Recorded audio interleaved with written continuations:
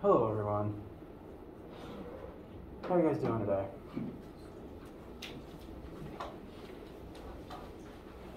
Okay. So, let's see.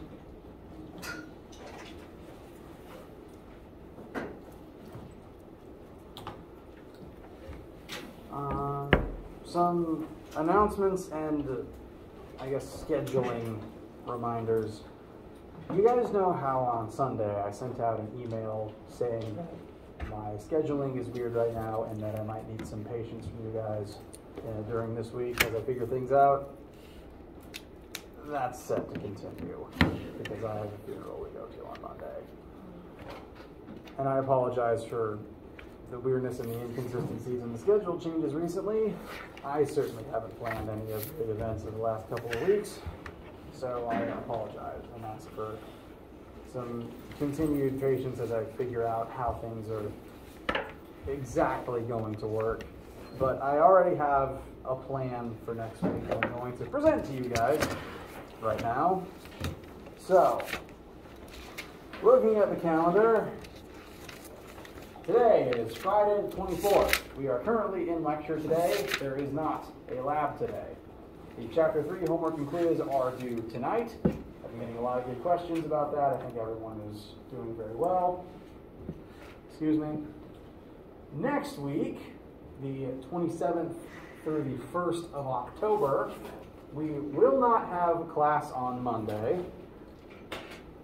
And we won't have an in-person lab next week. And I apologize for more last-minute changes. However, because we are entering the part of the class where we are beginning to examine Newton's laws and forces, and because there's multiple things we need to examine and measure regarding those, I am going to be assigning a out-of-class lab for you to work on your freely whenever you want to. In your groups, you're allowed, please continue working in groups on all lab assignments, even if they take home ones. I'm planning on trying to get this assignment in your inboxes today so that you can begin looking at it and starting it as soon as possible. And it'll be something for you to work on during the week next week. It won't be designed to take you any longer than a normal lab would. What I'm trying to build is an investigation into forces using various simulators such that you can create a situation within the simulator and it will immediately give you feedback about all of the forces present, and that you can then take those numbers, do some calculations, and draw some conclusions in a way that would actually make it faster to do than a normal traditional lab. So keep an eye out in your inbox for that assignment. Again, please continue working on it in groups. You do not have to do labs by yourself. And that assignment will be due for everyone Monday, October 4th. You can work on it over the entire course of next week because I find it kind of silly to limit people to doing things and turning things in during their normal lab time if we aren't meeting in normal lab. So just make sure that your entire group has the one assignment done and turned into me by October 4th. As for the rest of next week, I am planning full lectures on Wednesday and Friday, where today we are going to begin examining Chapter 4 and forces and Newton's laws. We will continue that through next week. And my current goal is for Chapter 4 homework and quiz to be due October 4th, the same day as the lab. But I will readjust that as we go if need be. So, your assignments for right now. Chapter 3 homework and quiz are due tonight. Make sure you finish them to the best of your ability before midnight. There'll be a take-home lab for your groups to work on going out today that will be due on October 4th. And soon, the Chapter 4 assignments will be posted. Those will be due tentatively October 4th. I think that's most of the scheduling things for the next couple of weeks. I, again, apologize for just all the things that are currently affecting my work schedule these days, and I apologize. Do you guys have any questions about scheduling, what the next couple of weeks look like?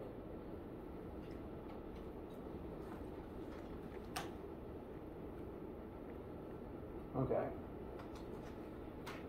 So that said, my main plan for today is to begin looking at Chapter 4, to start working on everyone's... You've seen all of Newton's laws before, so this will partially be review and partially how we're going to apply formulas to questions in this chapter. Before we get started with that, opening the floor up to you guys, because there is a homework assignment due tonight. Do you guys have any specific quick questions, comments, concerns, needs, etc. before we get started today?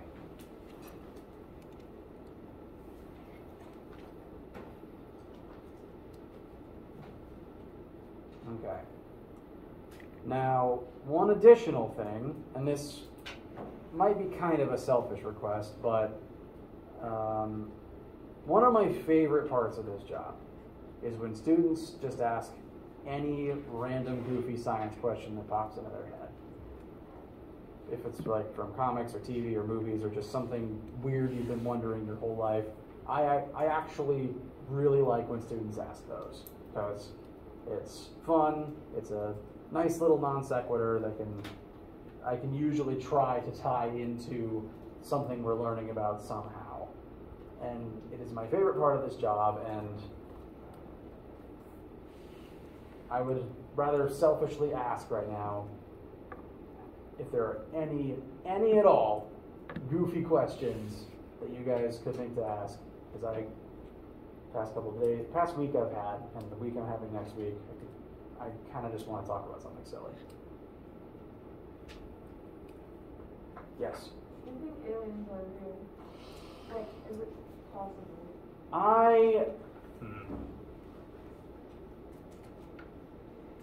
I am of a few different opinions on that, and so everything I'm about to say has nothing to do with the class. I'm going to go ahead and say that. It is a big universe out there, and me personally, again, none of this is on the test because a lot of this is my opinions.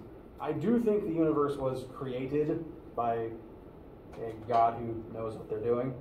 And, well, at least in none of the texts I've studied has God ever communicated to humans that we are alone. I don't know what's out there. Nothing has ever confirmed to us one way or the other if there's something else out there. I think the possibility exists. There's a lot of empty space. There's a lot of planets out there. And I don't think we will ever have a good way of knowing until either the universe ends and we still haven't found anything, or until something comes knocking on our door. I can't say, and with our current level of technology, I don't know if there's any way we could find out yet.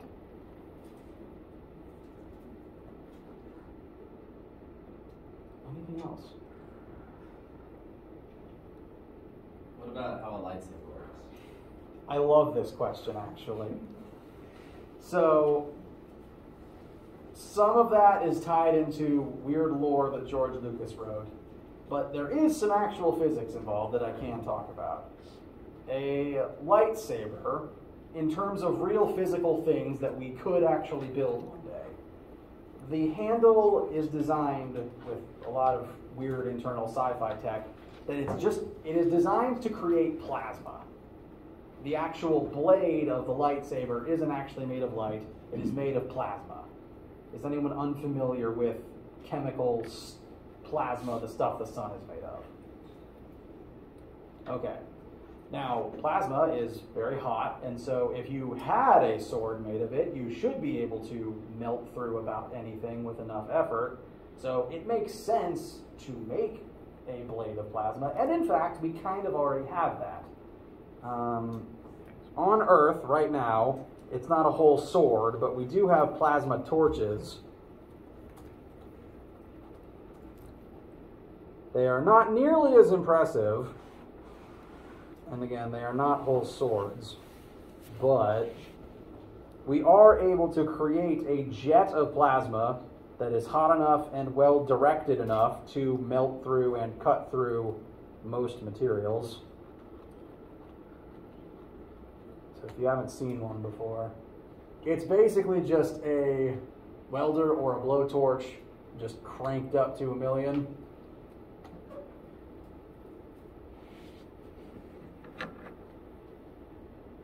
Rewind just a little.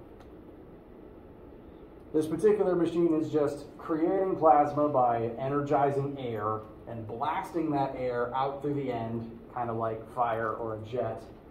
And that hot plasma just melts through the metal. So if we were able to take that and scale it up, lightsabers are fundamentally very possible.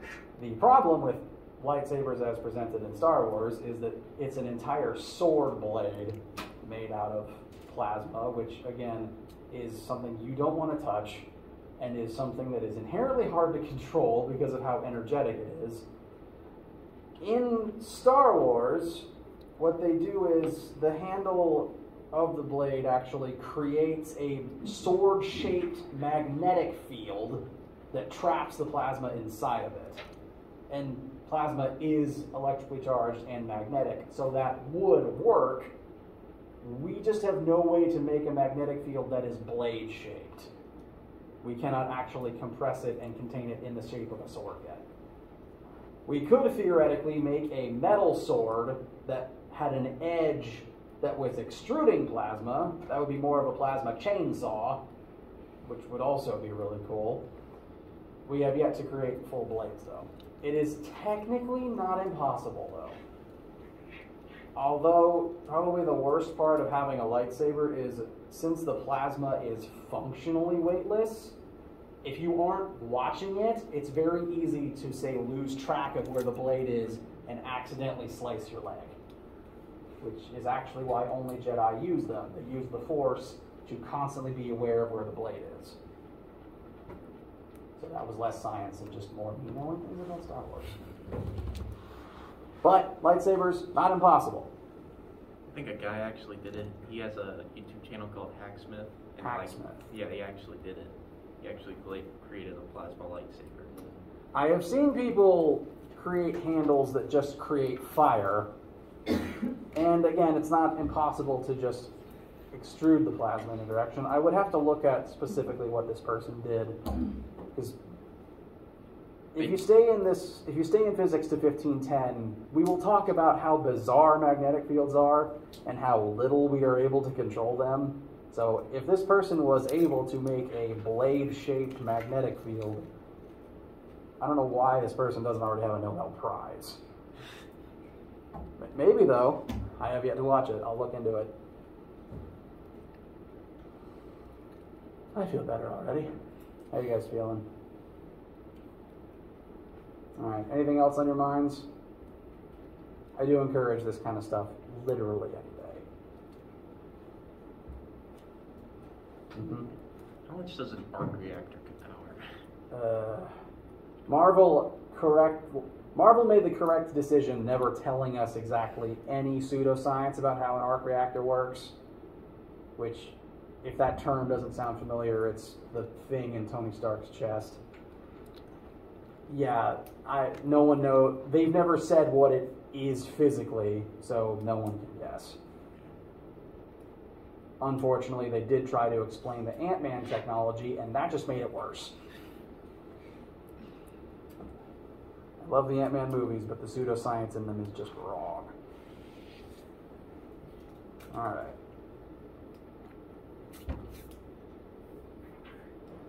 Let's start looking at Newton's laws, because I'd like to introduce them and then get them up on the board so that you can copy them down, and we'll take a break before we dissect them thoroughly. So, Chapter 4, Newton's laws, forces, and basic mechanics. What we've been doing up till this point is mostly looking at the math tricks that you're going to be employing throughout the rest of the semester. This is now looking at the physics, the backbone of the actual situations and concepts that we're going to be employing for the rest of the semester. So oftentimes getting to this point in the class is where the actual physics starts. Now, Newton's work is very important, which is why we're still talking about it. He is the first person that is well known for having written down what we now call Newton's 3 laws, but all of the laws are things that people have been conceptually thinking about since forever, and so lots of people throughout lots of points and places on Earth, lots of different points in time, have done work about this stuff. Newton is just the first, frankly, European who wrote it down, and therefore is the one we remember as doing it, at least here in the West. Regardless of the name of whoever wrote it down, though, the actual set of 3 laws are, again, very foundational to how we explain mechanical physics. And if I was to roughly categorize Physics 1500 and Physics 1510, the next semester class, if you guys stay in for that one, 1500 is largely mechanics. We're going to be looking at physical things and the physical forces that interplay between them, how things move, why they move, etc. 1510 is less about mechanics. It's going to be more about electricity, magnetism, thermodynamics. So that's more energy dynamics. This class is mostly mechanics. And Newton's laws, as written down and as remembered,